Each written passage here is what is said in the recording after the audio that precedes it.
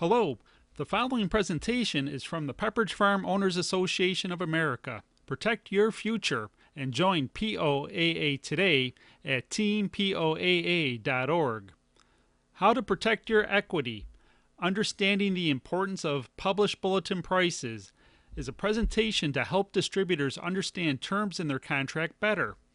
At the end of this video, distributors will be able to answer the following questions. What are consigned products? What is Schedule B? What is bulletin price? What is price discrimination? This video will also touch on federal law. It will educate the independent distributor on the contractual method of commission payment and why the association believes that Pepperidge Farm is in violation of contract as well as federal law, but we will get into that later. First, let's go over some definitions. Open your contract to page 2. In this example, we will be using a blue 1987, but all contracts are similar if not exact in wording when it comes to definitions. Under definitions, find consigned products, and we are going to concentrate on the first section. In this contract, it is item D.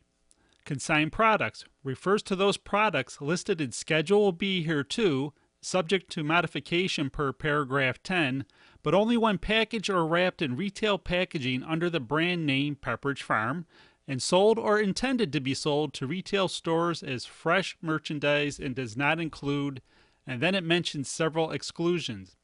Simply put, consigned products are nothing more than the product list that a distributor is authorized to sell. Schedule B is mentioned, so let's take a quick look at that. Here is a Schedule B for this contract.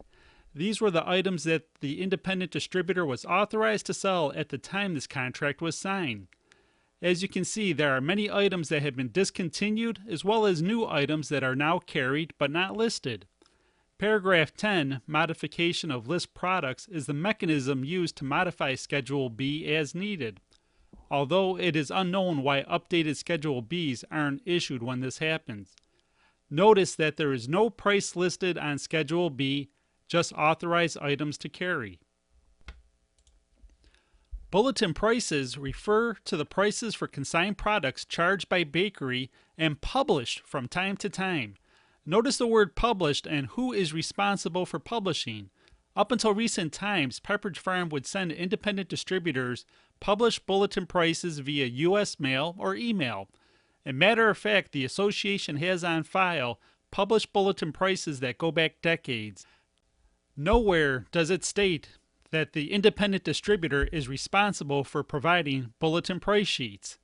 Here are a few older versions of published bulletin price list. Notice what they all say at the bottom. All, and I mean all of the bulletin price list end the same way prior to 2015. They all state, this price bulletin is the updated list of consigned products, Schedule B to the consigned agreement, and supersedes any previously issued price bulletin. Also, notice how each item only carries one wholesale price and is consistent for all chain customers as per federal law. Distributors would receive these bulletin price lists on a regular basis or when new prices were going into effect, as per the definition of bulletin price, quote, and publish from time to time, end quote. This is the bulletin price list that was in effect during the first Walmart EDLP price of $5.08 for 30-ounce goldfish. What is EDLP? There is no definition for EDLP listed in this contract or any contract, period. This term was never used before Mark Schreiber's January 2015 letter. Section 28 of this contract states, this agreement may not be amended orally or by custom or conduct, but only by writing signed by both bakery and consignee. If it is not agreed upon by both parties in writing, it is not part of the contract. Pepperidge Farm cannot add terms arbitrarily. What else is Pepperidge Farm doing that is not part of the contract? Note, the published bulletin price for 30-ounce goldfish for the first Walmart Bulkamania was $6.66, not $5.08. Pepperidge Farm still uses the same bulletin price format as before, but now has a disclaimer at the end. They removed, quote, "This price bulletin is an updated list of consigned products, Schedule B to the consigned agreement and supersedes any previously issued price bulletin," end quote, but now states, "This price list is provided for informational purpose only and does not replace or supersede the updated and current price bulletin that is published on a nightly basis via the handheld computer network. For the most up-to-date and accurate published bulletin prices for products, please access the price list in your handheld computer." Does this mean that every morning a distributor needs to print out price lists for each account? As stated in the contract under Price Bulletin definition and published from time to time, this puts the responsibility on Pepperidge Farm to produce this document, not the distributor. Pepperidge Farm now demands the distributor to print the bulletin price list. To do this, a distributor will need to bring up the account in the handheld, click the account card, click on Price tab, and then print. As we look at this distributor who has 5 different chain accounts, a price bulletin list can be up to 3 feet long, and this needs to be done on a daily basis for each account. Pepperidge Farm says nothing about notifying the distributor when wholesale price changes occur. Even worse, and possibly by design, the price list doesn't even mention what account this is for. There is a way around this that will be covered in another video. Apparently, Pepperidge Farm expects the independent distributor to print and store price bulletin lists daily for all chain accounts, as that is the only way to know what the current bulletin price is to properly calculate commissions. Remember, invoices are irrelevant when calculating commissions. How are commissions determined? Many distributors believe that they are paid 20% commission off the invoice before discounts. While that was true in the past when the price bulletin matched not only the invoice but the settlement statement unit price, it is definitely not true today. As per contract, paragraph 3, the last statement says, quote, "Shall be paid a percentage of net proceeds payable to bakery by the direct billing customer, such percentage to be calculated at the rate specified in Schedule B," end quote. Notice that it did not say invoice. The last paragraph of Schedule B states, "Calculated at the rate of 20% of the published prices in effect from time to time for consigned products." Again, and it can't be stressed enough, distributor commissions are calculated on published bulletin price, not the invoice ticket. The settlement statement also shows an accurate bulletin price list. If a distributor is over or short product, the adjustment is made off the unit price. On January 13, 2015, Mark Schreiber states that the price of Walmart bulk is on delivery ticket. This is nothing more than a red herring argument that is meant to distract from the real issue. Distributors are not paid off the invoice ticket, but as per contract are paid using bulletin price list and Schedule B. One would believe that the Vice President of Sales would know this. Unfortunately, many distributors are unaware of this. The bulletin price at the time of the first Bulk Mania promotion at Walmart was $6.66, not $5.08, that was printed on the invoice. It wouldn't have mattered if Walmart was invoiced a penny for 30 ounce. The contract clearly states that distributors are paid commission on bulletin price and not off invoice. If there was an inventory adjustment, let's say the distributor's inventory was short one 30-ounce goldfish, the distributor would have been billed $6.66, not $5.08. Mark Schreiber explains in another letter, quote, "This particular event we chose to deliver without using trade spend in an effort to deliver a promotional program in which each of Pepperidge Farm, Walmart, and the distributors will win in the market," end quote. What did Mr. Schreiber mean by this? Walmart wins by having a low retail. Pepperidge Farm wins by selling more product and paying the distributor a 20% commission on lower wholesale price. But does the distributor win? The distributor will spend time supporting this promotion but will make less commission dollars due to the reduced wholesale. Route equity will decrease because of the lower volume generated at this reduced wholesale price. Remember that equity is not based only on sales volume. If your contract is adversely and arbitrarily changed on how you are compensated, your route equity will be affected. A promotion without trade spend is not a promotion. Let me say that again. A promotion without trade spend is not a promotion. Under this scenario, the distributor is funding the promotion by working on a lower dollar commission. Remember, distributors are paid on bulletin prices, not off invoice. Mark Schreiber also states that they can do this on a limited time basis. What does that mean? How long have they been doing this with bakery distributors with swirl, farmhouse, and whole grain breads? It most certainly has not been on a limited basis. Nowhere in the contract does it state the distributor will be responsible for chain store promotional discount. Section 3 of the contract clearly puts that burden on Pepperidge Farm.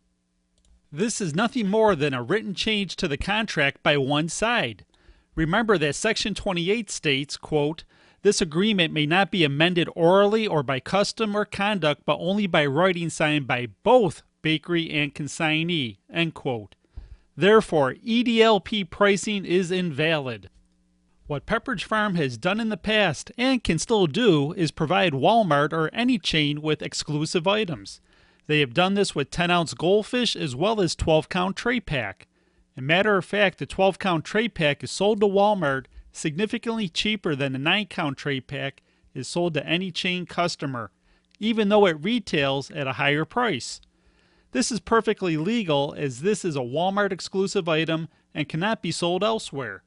Pepperidge Farm has the ability to do the same thing with a different size goldfish. If Pepperidge Farm wanted to come up with a 31-ounce box of Walmart-only goldfish and wholesale it for $1, they would have every right and would not be in violation of the contract. However, they cannot give Walmart an unfair advantage by reducing the base wholesale cost without using trade spend. The same principle holds true on bakery items such as swirl bread, farmhouse, and whole grain. This is the result of lower EDLP wholesale and receiving commission off invoice instead of bulletin price. At published bulletin price, 30-ounce goldfish wholesale commission at $6.66 would be $1.33 per unit or $7.99 per case. At 508 wholesale, commission is $1.02 or $6.12 per case. That is $1.87 per case difference.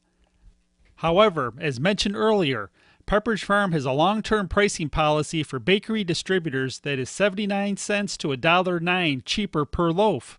There is nothing temporary about this. At Walmart, commissions for swirl bread is 44 cents versus 60 cents. Farmhouse and whole grain, 43 cents versus 65 cents. Is this the future of bulletin price and commissions, where Pepperidge Farm no longer pays off bulletin price list or even uses proof discounts but reflects the discounts and a new base wholesale and each wholesale is different for every customer? How much money are you losing? If Pepperidge Farm has the authority not to publish bulletin price list and has the ability to charge chain accounts different base wholesale prices, what would stop them from using the EDLP wholesale scheme on every promotion, thus having the distributors finance all promotions? What happens to route equity when during a $1 goldfish promotion the wholesale is reduced to 83 cents EDLP instead of the published bulletin price of $1.83? What is the difference between this scenario and what Pepperidge Farm is doing with Walmart? Again, the association believes what Pepperidge Farm is doing is not only unethical, but also a breach of contract. This leads us to the Robinson-Patman Act. This act deals with price discrimination and prohibits a seller of commodities from selling comparable goods to different buyers at different prices, except in certain circumstances. While it is legal for Pepperidge Farm to offer different monetary discounts, also known as proof of performance, to different accounts, it is illegal for Pepperidge Farm to offer a base wholesale to one customer that is different from the rest. Pepperidge Farm has used one bulletin price list for all chain accounts for over 50 years, but since 2015, Pepperidge Farm has refused to publish a master bulletin price list and insists that distributors are paid off invoice. This is a change of policy and a violation of Section 28 of this contract that states, quote, "This agreement may not be amended orally or by custom or conduct, but only by writing signed by both bakery and consignee. Pepperidge Farm must produce bulletin price list, not the distributor." In a case involving the National Labor Relations Board in 2016, the record states the following on page 8 regarding promotions. When Pepperidge Farm runs a promotion, a Pepperidge Farm account manager and a buyer for the chain account establish the prices for the promotion. Typically, the chain agrees to sell the product to consumers at a lower retail price than usual, and Pepperidge Farm lowers the wholesale price that the chain pays Pepperidge Farm for the product. But the SDA's 20% commission is still calculated based upon the published Schedule B price rather than the lower negotiated wholesale price. While the reduced wholesale price was also mentioned in the record, this was not part of the litigation that the NLRB was hearing. The question is, how does Pepperidge Farm come up with one bulletin price for Walmart and another bulletin price for all other chain accounts? Simply put, they can't. As mentioned at the beginning of this video, this presentation was made to help distributors understand terms in their contract better and how commissions are contractually derived. Another video will be released shortly detailing how you can record losses and document violations of your contract. The association has made an impact upon every distributor who has a club store by securing commissions nearly 30 years ago. The Pepperidge Farm Owners Association of America is committed to developing, enhancing, and maintaining profitability and route equity for the independent Pepperidge Farm business owner. We offer tools to improve your overall business as well as an expanding list of benefits to members. Membership begins at $50 annually. For less than $4.25 a month, you can join an association which exists strictly to help you build your business. Become a member today by visiting us at teampoaa.org. Thank you for your time, and please share this video with others and on social media.